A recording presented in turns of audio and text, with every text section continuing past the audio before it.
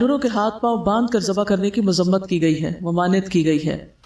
رسول اللہ صلی اللہ علیہ وسلم نے منع فرمایا کہ جانوروں کو باندھا جائے اور قتل کیا جائے۔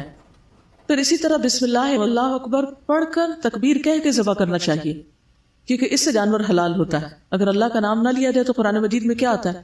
وَلَا تَأْكُلُوا مِمَّا لَمْ يُذْكَرِ اسْمُ اللَّهِ عَلَيْهِ، وہ چیز نہ کھاؤ جس پر اللہ کا نام نہ لیا گیا ہو۔ حدیث میں آتا ہے، صحیح بخاری کی روایت ہے، مَا أَنْهَرَ الدَّمَ وَذُكِرَ اسْمُ اللَّهِ عَلَيْهِ فَكُلْ، جو چیز خون بہا دے اور ذبح کرتے وقت اس پر اللہ تعالیٰ کا نام بھی لیا گیا ہو تو اس کا گوشت کھانا حلال ہے۔ دو بڑی شرائط ہے ذبح کی، ایک خون بہانا اور دوسرا بسم اللہ پڑھنا۔